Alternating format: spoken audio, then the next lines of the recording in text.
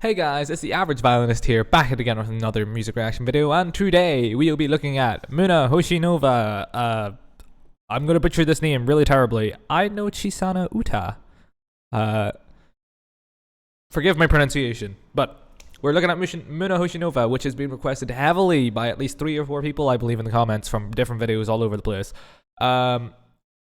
A lot of people suggested High Tide. I know. I'm sorry to disappoint. It is not High Tide today. It is on the list, but a reason for why I chose this one from Moona is because it's her first original song, whereas High Tide is her second. So I just, as much hype as I see you guys giving it, I want to see it for myself. So I want to kind of go from the first to the second and see what the differences are between her first and her second pieces. Anyways.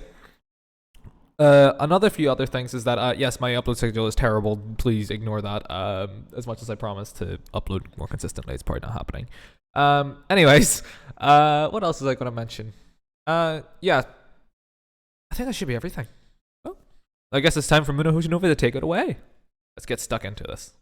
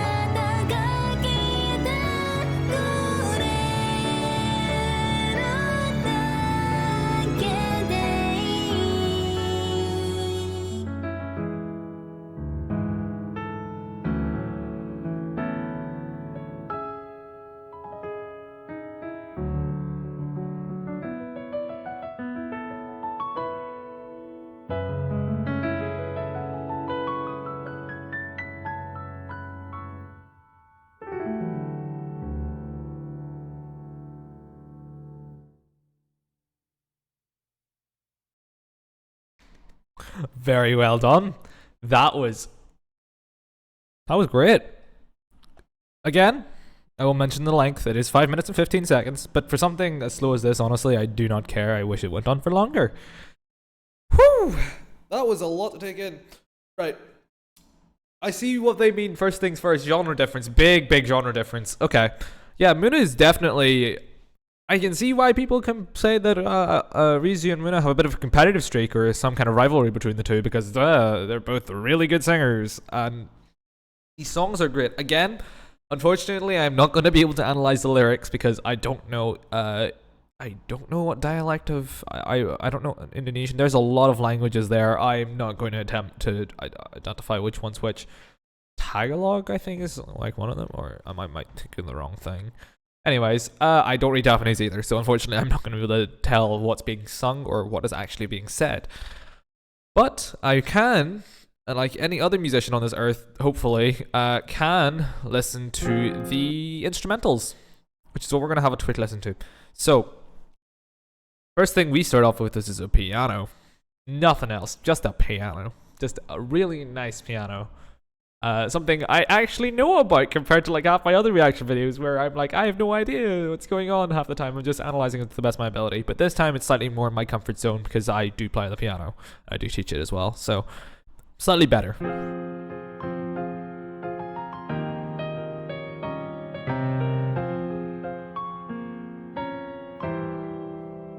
Okay, simple chords. We start off, nice intro. This is what we consider the intro, I believe. 4, 1, 2, 3. Lots of dissonance. Very big thing. This piece is very dissonant. A lot of dissonance. I mean, like, it is everywhere. It is like, you will find it everywhere. I am now part of jazz band, funny enough. A bit of fun fact, I am currently in jazz band. As a classical musician, he's been trained for classical for 14 years. Dissonance was never really, it was a technique to be used, but I'm learning to appreciate it more and more, especially within jazz, because it's used so much. Anyways, this has a lot of dissonance in it. A lot of funky chords in there. I'm not going to identify them because my oral skills are not up to that scratch, as much as I wish they were. Anyways, we have a very basic piano. Every beat, just once per beat, chord every beat in the left hand, with a lot of dissonance. Could be 7ths, 9ths, 11ths, literally whatever you sharp 7ths, dominant, literally anything. Could throw words and they'd probably be right. With this nice simple melody. So this is the outline of the melody happening in the right hand.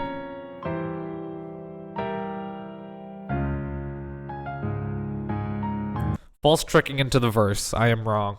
False trick into the verse. You would think that's where the verse just, a chord just made it feel like we were going to hit in the verse, but we don't. Title screen! Looks like an anime. Ooh, that voice. Okay. I am sorry. Oh, when I heard that Ima, just chills. Chills. Literal chills. Okay, I sound like that meme, don't I?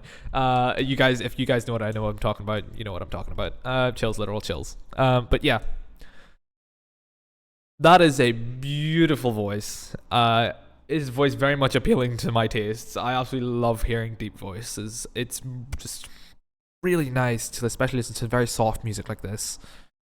Of course, I'm gonna actually take the captions off because I don't know what's going on. I don't want to change my settings. Anyways, so right now we have the verse coming in here. So we had a good, 15-second intro, and here we go into. We got this wee descending idea going on.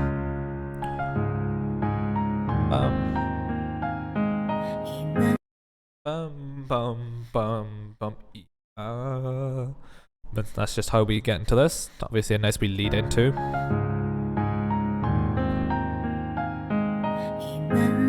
I'll also point out a bit of as when that descending is happening, and in between every one of those chords of the descending, we idea a bit of a left hand answer there. Anyways, I'm gonna stop before someone gets mad at me for.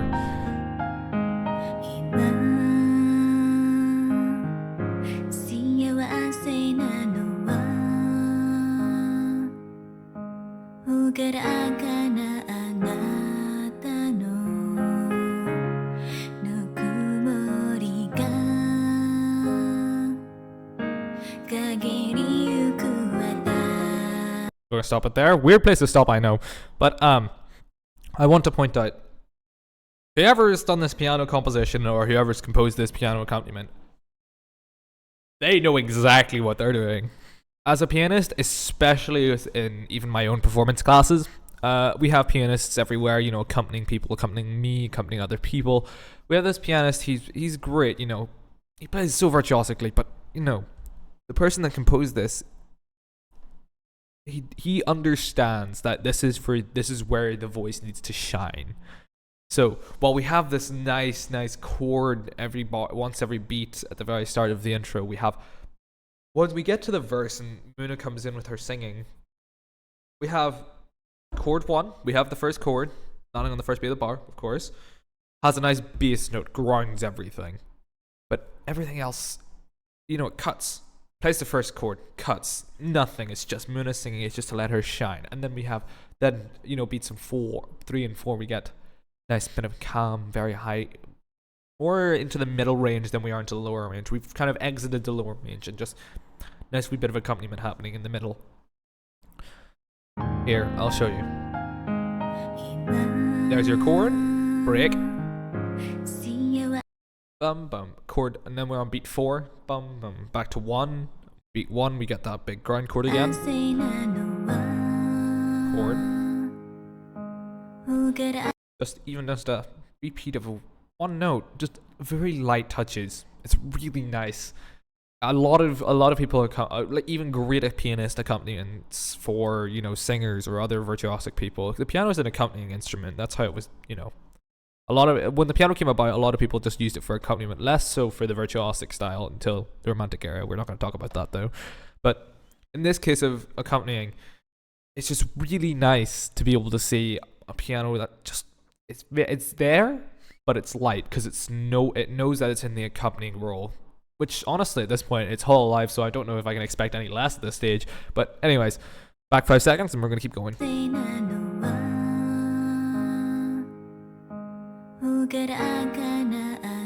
Into your mids, no low note.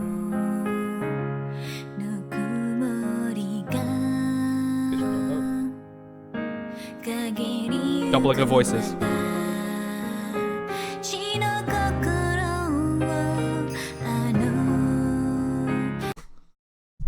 Oh, hit mic. But, oh, please stand. Please. Anyways. Tambourine or something. We shaky bells. Like a jingle bells or something.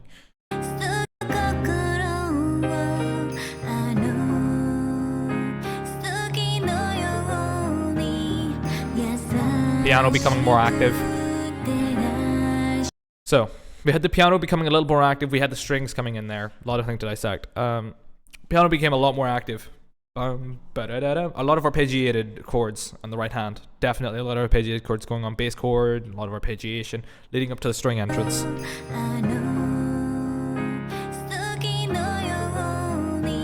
Here to its runs. There's your strings, lower strings. Going higher. Chords. I believe that was a temporal.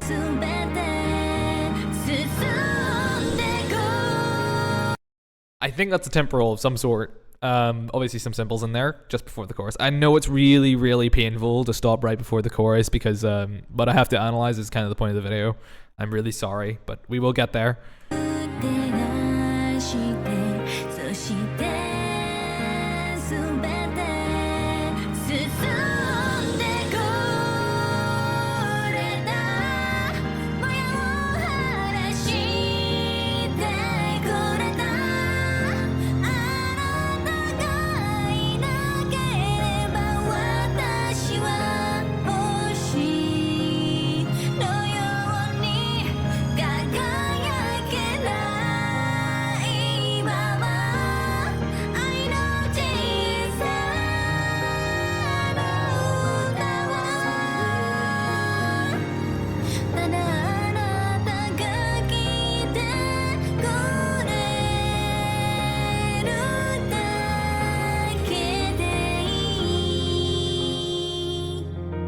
And we stop there, right?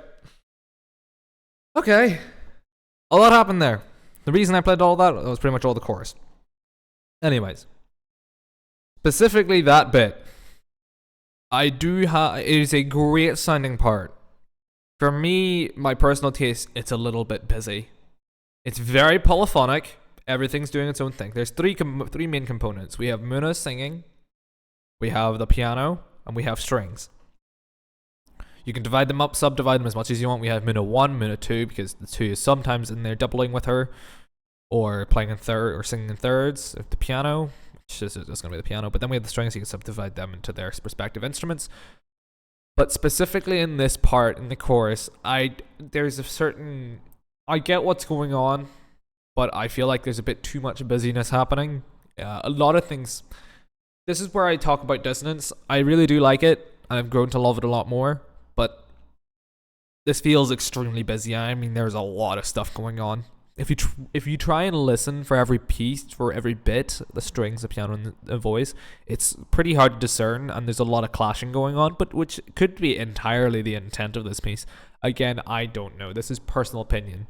I'm not saying it's wrong or if it's right. I just feel like it's a bit busy. It's just a bit too busy for my own preferences. Also, I like the wee treble clefs and quavers just floating around for effect.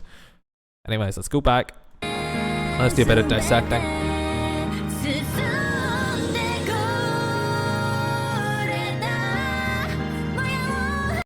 Okay, ignoring the voice, piano is bum bum bum bum bum bum bum bum, chord bum bum bum bum bum bum bum, chord bum bum bum. It's a lot of the bars are just that, which is fine, because this is a much more calm piece.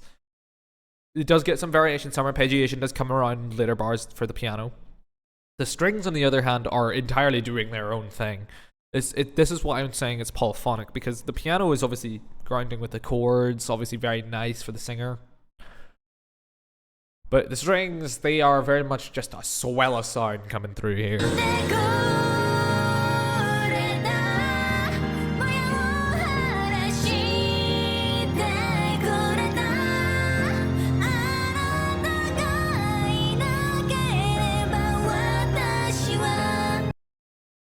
Strings are very high. I mean, they are up there at the very high registers. They are going all the way up there. Just nice long notes in the strings. They're staying up there.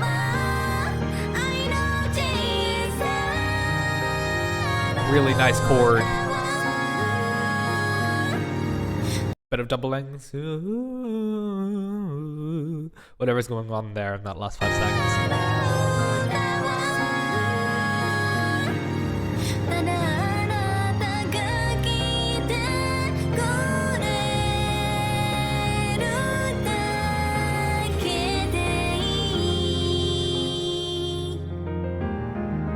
Okay, instrumental. Woo! I love this bit. We get some bit of a cello or a bit of, I'm assuming cello and a bit of piano coming in here.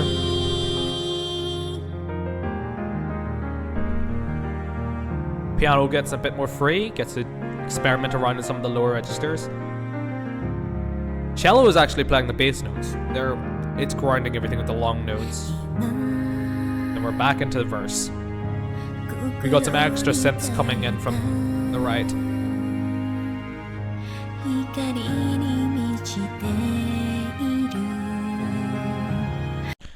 Very synthesized strings. I believe that's synthesized strings. They're coming in from the right instead of from the left this time, actually.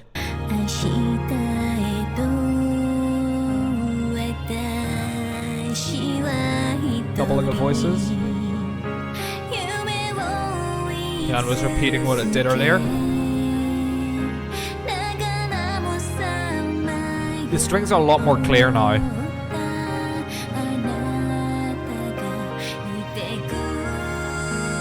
Here comes the build up, big swell, temporal, nice cymbal crash.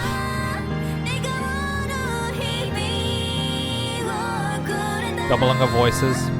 So again, we're very busy.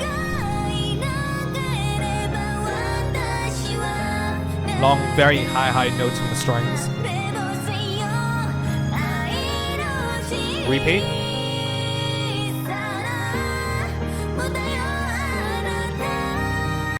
Piano is popping off while Moona, she is shining bright like a star up there. Or like the moon, I assume, because she's sitting on a curved moon and there's about like 200 moon references in this one video. It's not a bad thing, but you know, play on her name, Moona. Moona is shining through all of this. I mean, she is obviously meant to be the most prominent part of this. To the average listener, when they're listening to this, or when I probably want to make this good analogy from my own professor. There's a difference between hearing and listening. What I'm doing now is what would be considered listening. What most people do be considered hearing. There's nothing wrong, or there's not going to be a skill gap or something in between that. Anyone can do it. Anyone can hear or listen. Hear is to what most people do. They enjoy the song, they listen to the lyrics, they listen to all the surface level stuff. When you're listening to it, you are dissecting it. You are listening to every little bitsy bit in the piece. You're looking for every bit. Like, in most cases, you wouldn't even bat an eye at the doubling of voices. That would be hearing. But when you're listening to every component. But anyways, besides that, we derailed explanation. Moona, shining up there, singing the brilliant lyrics. The voices, literally like gold. It is melting gold. Love it. Literally couldn't comment against it. The piano, on the other hand, at this stage is enjoying life. She, whoever playing that is having this time in their life with their arpeggiated chords, really enjoying. A lot of rubato is being used here. Very much pushing and pulling, of stretching and, you know, pushing back in like a dough. The strings, again, are becoming more prominent now. Slightly louder in the mix, I believe, but they are again staying in the chorus. At least they're staying high up there. They definitely the violins, maybe violas, but they are up there. I can't hear the cellos or the double basses. If they are there, they're being covered up by the piano's lower notes. Sorry. Oh, and we've got the or whatever's going on with from Moona 2 there. I was going to mention again, dissonance. It is everywhere. It works. The thing is, it works. It is working really well for this piece. Obviously, that's an artistic choice from, you know, Moona and whoever else was, you know, composing this. But again, for my taste, a bit too busy. But we move on.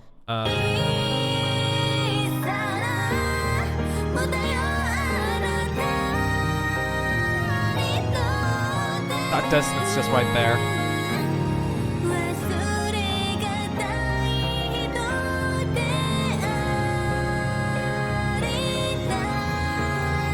Wind chimes! Because we all love wind chimes. Nice piano thing going on the very high, maybe 4 octaves up. This bit surprised me a little, actually. One,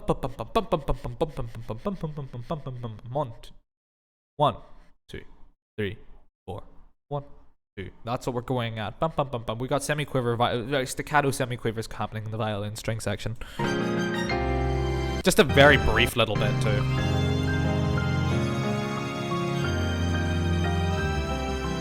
Chromaticism. Chromaticism, you hear that one chromatic note.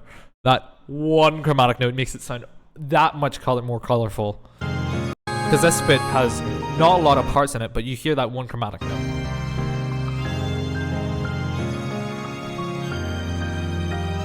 There we go. There we go. And then we're in. Doubling on the piano. Swell. Cymbal. Just leading into that really nice key change. Got the ahs coming in from Moona. Violins are very much keeping to that staccato idea, just interjections of staccato happening in the strings, or violins specifically, I believe. Piano still having the time of its life as well, though.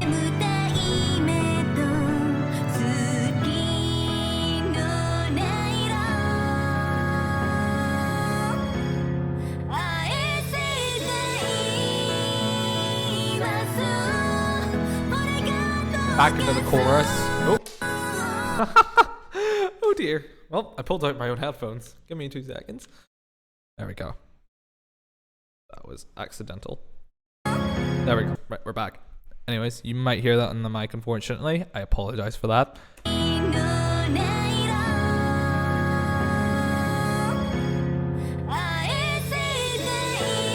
Chorus.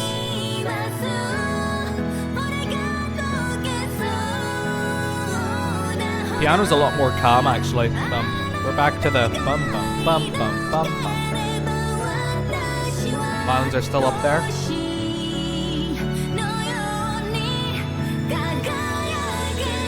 Cymbal in, repeat.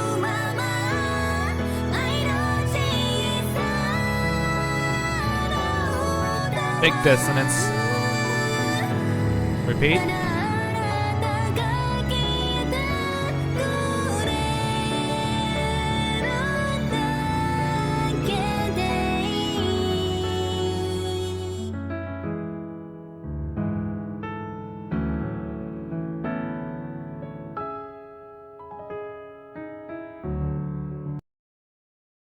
I'm sorry for pausing there. I know it's a very nice bit at the end. So, we actually, funny enough, finish on a chorus, I believe. We finish on what kind of is like a chorus. And we have this nice, beautiful piano. Everything else, out the window. Piano. Shine. We start with the piano and we end with the piano. This piano is having a time. It's very much showcasing the dissonance and all the notes are being used. It's going through all the colors. You get tricked by this arpeggiation up and it just lands down. And it ends with like 3 notes. And then a wee bass note. I got tricked by that actually. You probably saw my expression the first time I watched this round. And then it comes down. And then it ends with a nice wee colourful chord at the very end. Just let that play out, and that's it. Whew, anyways, that's my analysis done, I believe, for all of Moona Hoshinova's I Know Chiisana Uta, which I still don't know the meaning. If someone wants to let me know down in the comments, that would be great. If you guys enjoyed this video, please hit the subscribe button and hit the like button, and I'll see you guys all next time. See you later. Where's my stop recording button?